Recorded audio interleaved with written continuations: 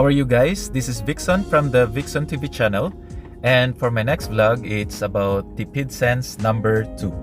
So medyo napatagal po tayo sa paggawa ng Tipid Sense, but here we are. So ang Tipid Sense number 2, it's all about vouchers, promotions, and cashbacks. So hopefully mag-enjoy sila, and let's start. So meron akong binili dito na gadgets. As usual, magastos na naman ako. And ang binili ko is, it's a GoPro Hero 8. So ang price nito is 1,699. Hindi ko siya binili agad kasi inantay ko magkaroon siya ng freebies. So it's a dual battery charger. Although it's Hero 7 yung battery, pwede siyang gamitin sa Hero 8. So ang habol ko talaga dito is yung charger, external charger. So this is 1,699. Then a micro SD card na 256 gigabytes na A2. Yeah. Ito siya, and the price is 299 dirhams. Then for external charger or travel charger ng Sony, kasi bumili ako ng camera, Sony A6400 camera. So may extra battery din ako nun. So ang kailangan ko is a travel charger or external battery charger. Ayokong gamitin yung camera for charging the battery. So ang price naman nito, it's 209 dirhams. All in all, ang price nito is 2,207 dito, sa Jumbo. My favorite store kung saan ang bibili, Jumbo, Dubai Mall. Kung mapapansin nyo, masyadong mabigat, masyadong malaki yung amount na ginastos ko for just buying GoPro, the micro SD card, and the travel charger ng Sony. So, ipapakita ko sa inyo kung yung mga na-receive ko bang vouchers, promotions, and the cashbacks, kung totoo ba siya or magbe-benefit ba talaga ako doon. Okay, for the first part, it's the promotion. For the GoPro Hero 8 Black, ang regular price talaga nito is 1,699 regardless kung meron siyang dual battery charger plus an extra battery for GoPro Hero 7, which is also compatible for GoPro Hero 8. So ang secret sa promotion is kailangan mo i-check sa ibang store or sa mga website. So for this one, GoPro Hero 8 Black with dual charger only, walang extra battery, it's 1,699. And kapag binili mo ng separate yung dual charger na may extra battery for Hero 7, it's 289 dirhams. So dito pa lang malalaman mo na kung yung promotion is good for dun sa binili mo by double checking kung magkano yung original price ng isang unit or yung product na gusto mong bilhin. Then i-check mo rin yung price mismo nung naka-attach na promotion. So ang second part is vouchers.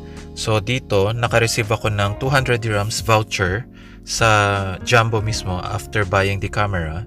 So ang condition nito is kailangan bumili ako ng product from them na worth 2,000 dirhams and above.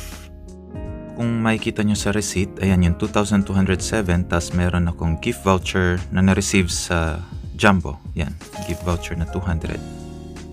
So dineduct na yan dun sa total amount ng purchase ko. Okay, and for the last one is the cashback. Ginamit ko yung e-wallet. Kung hindi sila familiar sa e-wallet, it's like a GCash ng Globe. So, parang loloadan mo siya ng pera, then gagamitin mo siya pag-purchase ng mga product. So, may promotion ng e-wallet during the DSF na every 1,000 na ipa-purchase mo, meron kang 30% cashback. As in, ibabalik sa'yo yung pera. So, ang worth ng products na binili ko is 2,200 dirhams. One account lang ang kailangan mo para makuha yung cashback. So, gumamit ako ng dalawang accounts, which is kailangan mo ng dalawang Emirates ID. So, I called my friend na gamitin yung Emirates ID niya or national ID niya para mag-register din dun sa e-wallet.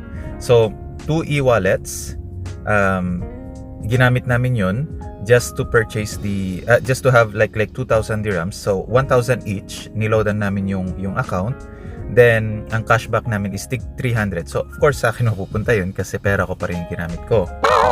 So para i-withdraw yung laman nung cashback na mare-receive ko dun sa pag-purchase is kailangan mag-withdraw ka sa UA Exchange. Okay? Yeah. It's 295. Yan. Meron lang siyang parang konting charge, like ilang dirhams lang na may charge. The other one is 297. There it is, 297 dirhams.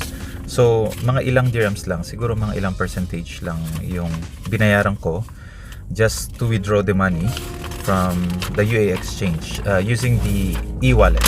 So 600, so sabihin na natin 600 plus yung 200 dirhams na cash voucher na na-receive ko sa Jumbo when I purchased the product. So total of 800 dirhams ang natipid ko sa pag-purchase ng mga products. Sa worth 2,207 na products, ang binayaran ko lang is 1,607 dirhams. So not bad.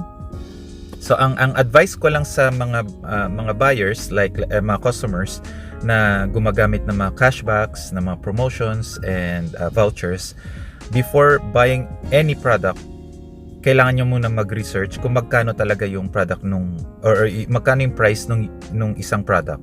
So yun lang yung pinaka-advice ko. Just check the original price, then compare it with the other shops and compare it to online stores. Then kung okay siya, then the promotion is good. Kung cashbacks naman, same thing. Cashbacks and promotions and vouchers, you just have to check the original price, then deduct it.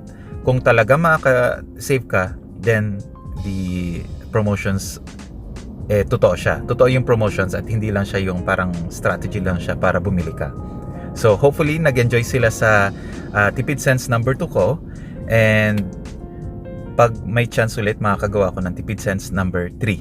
Thank you for watching and don't forget to click like and subscribe to my channel.